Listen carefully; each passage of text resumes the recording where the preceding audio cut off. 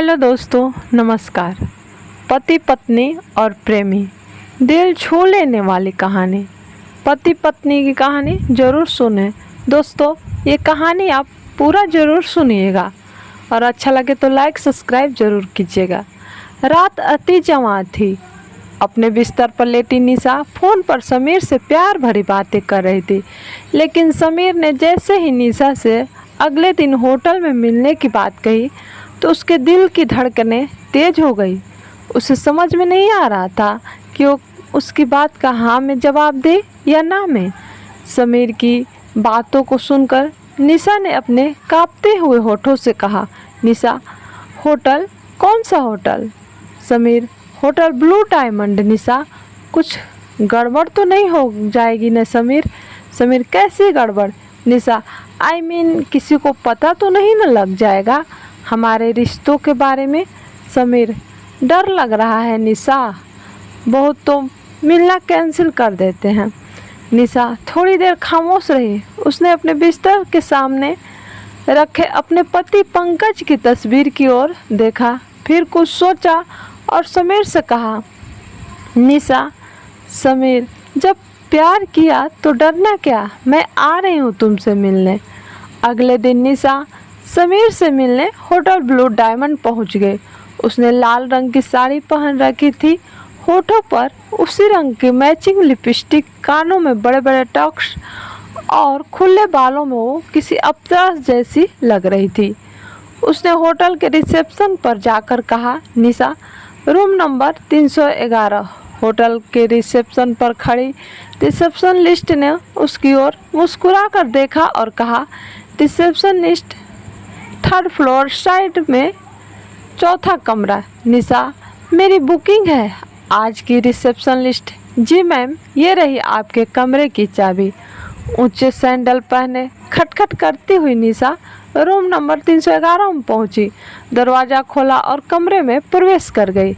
अभी उसे कमरे में आए 5 मिनट भी नहीं हुए थे कि तभी दरवाजे पर दस्तक हुई। दस्तक की आवाज़ से निशा के दिल की धड़कन फिर से बढ़ गई। उसने अंदर से ही पूछा, निशा, कौन है? दूसरी तरफ से आवाज़ आई, रूम सर्विस। निशा ने जैसे ही दरवाज़ा खोला उसके चेहरे पर मुस्कान आ गई। निशा, समीर तुम? समीर, नो निशा मैम, मैं तो रूम सर्विस वाला हूँ। ये कहते हुए वो कमरे के अंदर आ गया और निशा के पास घुटनों के बल बैठ गया और एक गुलाब का फूल उसे देते हुए कहा, समीर, मैम बताइए, ये बंदा आपकी क्या खिदमत कर सकता है? निशा ने उसके हाथों से गुलाब लिया और कहा, निशा, बस ये बंदा मुझे ढेर सारा प्यार करे, ढेर सारा। ये कहकर वो समीर को गले लगा गई। कुछ देर बाद वह सुध बुझ भुलाकर एक दूसरे में खो गए। निशा शादीशुदा थी। पंकज से 3 साल पहले ही उसकी शादी हुई थी, लेकिन पंकज कारोबार में इतना उलझा रहता है कि उसे निशा की कोई भी फिक्र नहीं होती। 11 जनवरी को दोनों की शादी हुई थी। निशा बहुत अरमानों के साथ नए घर में आई थी। वहाँ पर उसके लिए सब कुछ था, लंबी गाड़ी, बड़ा घर, नौकर चाकर, लेकिन सिर्फ पंकज का प्यार नहीं था। पंकज, अरे निशा, मैंने कहा ना, अभी बहुत काम है यार, माल की सप्लाई बाकी है, कुछ नए ऑर्डर्स भी मिले हैं, उनके लिए रॉ मटेरियल का अरेंजमेंट भी करना है। सुनो ना, 2 महीने रुक जाओ ना, फिर हम चलेंगे हनीमून पर। निशा, कोई नहीं, वो आपने ही कहा था इसलिए मैंने याद दिलाया। वैसे भी काम तो बहुत है, वो तो करना ही है, लेकिन शादी के 3 साल हो गए। पंकज ने के वो 2 महीने आए ही नहीं, जब उसने वादा किया था कि वो हनीमून पर जाएंगे। निशा ने भी उससे कहना छोड़ दिया। उसे समझ आ गया था कि पंकज सिर्फ अपने कारोबार से प्यार करता है। रात के 12:30 बज गए। निशा हर दिन यही इतनी देर से आते हैं। अरे काम कौन नहीं करता है, लेकिन काम के चक्कर में अपने घर को, अपनी बीवी को भूल जाना सही तो नहीं है। मुझे तो लगता है ये घर सिर्फ सोने के लिए आते हैं। इनका बस चले तो ये ऑफिस में ही सो जाए। पिछले 2 सालों से पंकज शादी की सालगिरह पर निशा को बाहर ले जाने की बात कर रहा था, लेकिन वो भी उसे याद नहीं रहता। शादी की 3री सालगिरह की बात है।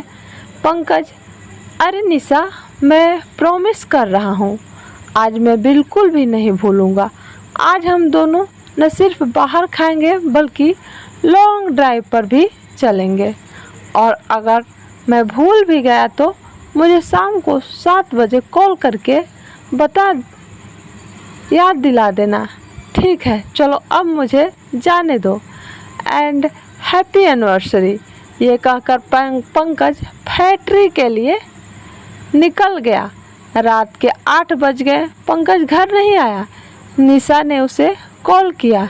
निशा, क्या हुआ? पंकज, आप अभी तक निकले नहीं हैं, 8 बज गए हैं।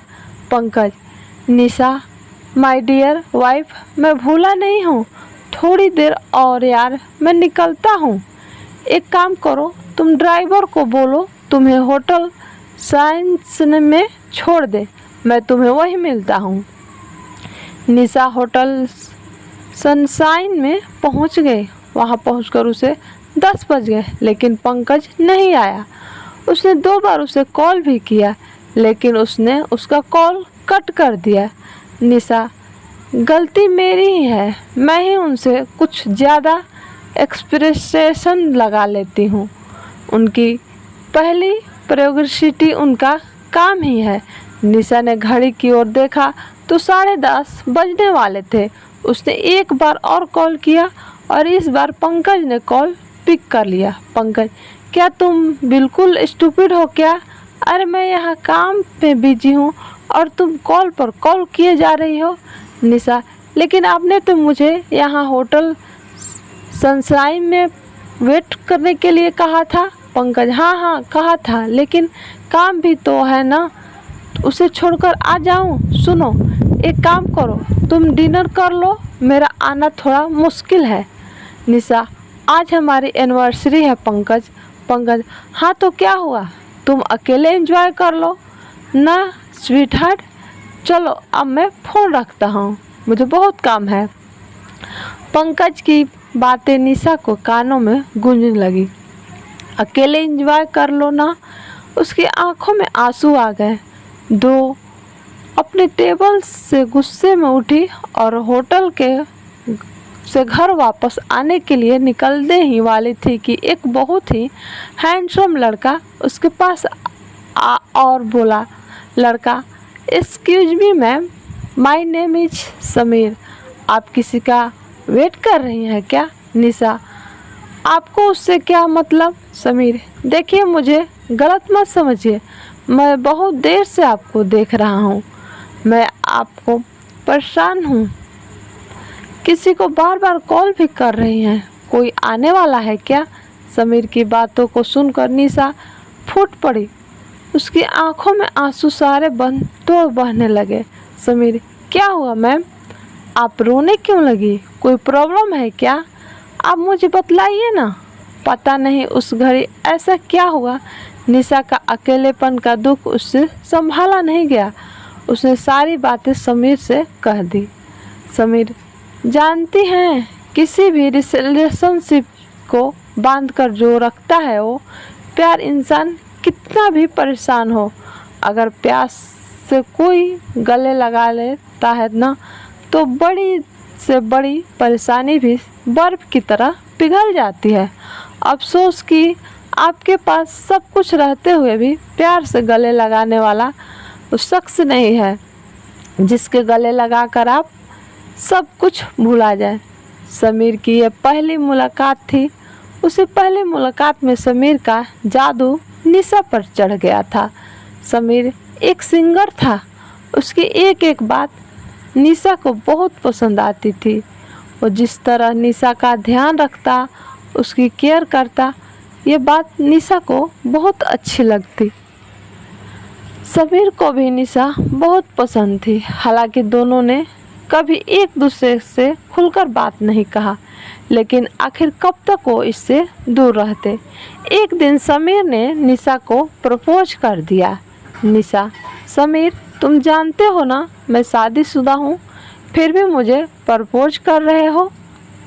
समीर, क्या मैं एक शादीशुदा से प्यार नहीं कर सकता? क्या मैं किसी किताब में लिखा है? निशा, किताब में तो नहीं लिखा, लेकिन समाज से तो गलत समझा जाता है। समीर, किस समाज की आप बात कर रहे हैं? निशा, प्यार करने से कोई समाज किसी को नहीं रोक सकता। आप वीडियो में आगे ज़रूर बने रहिएगा दोस्तों। निशा और समीर के साथ क्या होता है आगे ज़रूर सुनिएगा।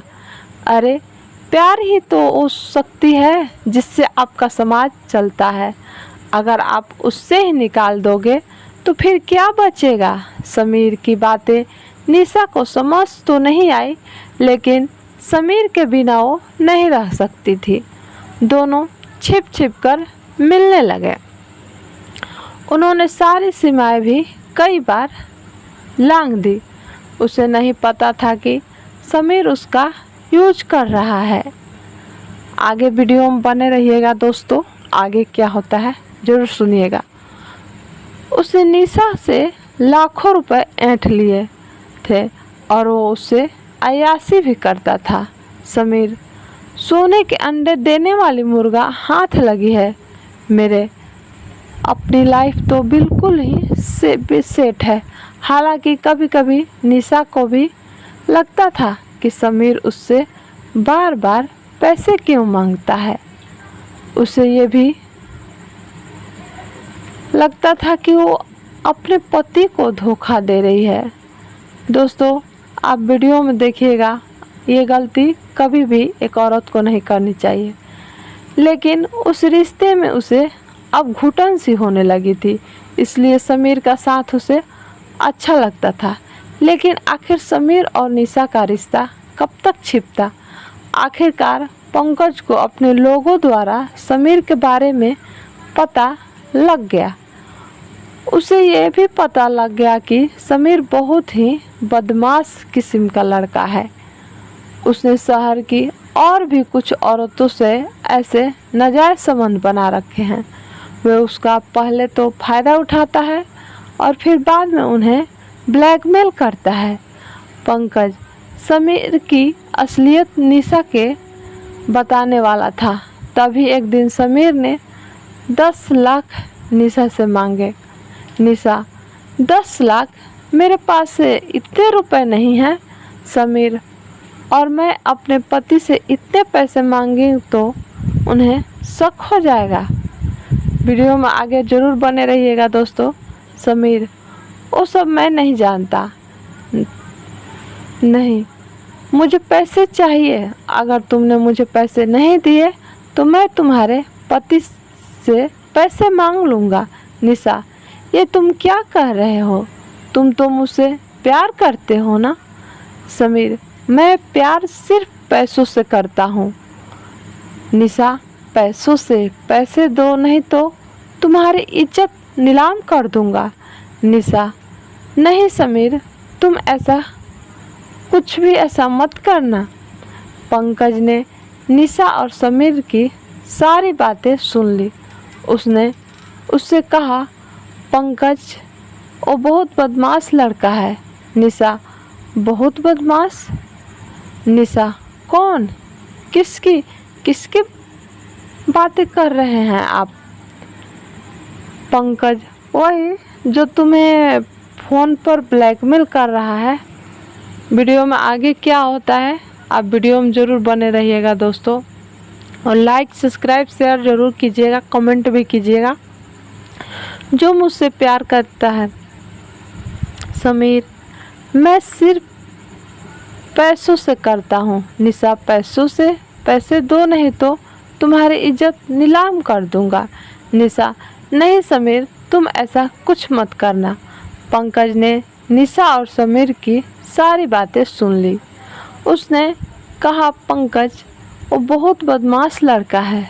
निशा, बहुत बदमाश? निशा, कौन? किसकी बातें कर रहे हो आप?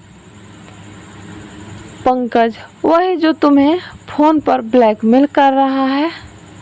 आप वीडियो में ज़रूर बने रहिएगा दोस्तों। उसके बाद पंकज ने समीर की सारी असलियत निशा को बताई और उसने उससे कहा, पंकज, निशा, क्या कमी रखी थी मैंने तुम्हारे पास? महंगी से महंगी गाड़ी है, बड़ा बंगला है, नौकर चाकर हैं, लाइन लगी है नौकर चाकर की रहती तुम्हारे आगे पीछे। बोलो, इससे ज़्यादा और क्या मैं दे सकता हूँ?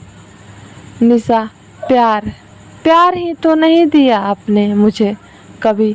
3 साल से अधिक हो गए हमारी शादी को, लेकिन आपके घर में मैं सिर्फ एक सामान की तरह हूँ, जो रहे या चाहे ना रहे आपको कोई फर्क नहीं पड़ता।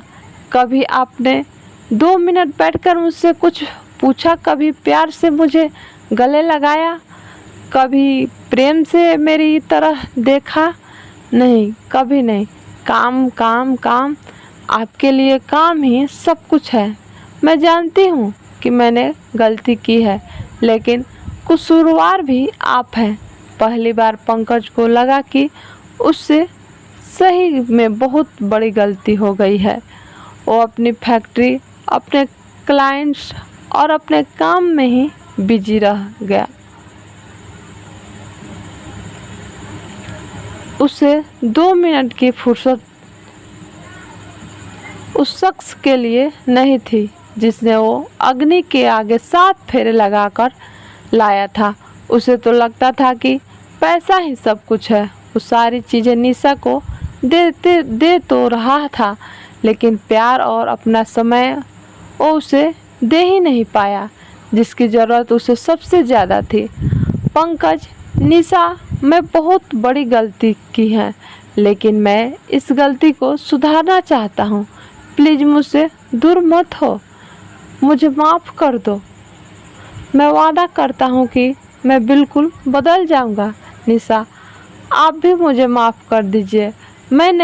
मुझे नहीं पता था कि बदमाश मेरी घरेलू परेशानी की आड़ में मेरा फ़ायदा उठा रहा है। आप इसी समय पुलिस को फ़ोन करिए और मुझे उस बदमाश को सबक सिखाना है। निशा ने पंकज को माफ़ कर दिया और गलती दोनों तरफ से हुई थी। उस दोनों को एहसास हुआ था। उसके बाद पंकज बिल्कुल बदल गया। उससे प्यार और पत्नी दोनों की अहमियत समझ में आ गई। अगर ये वीडियो आपको अच्छी लगी हो तो लाइक, सब्सक्राइब, शेयर, कमेंट ज़रूर करें।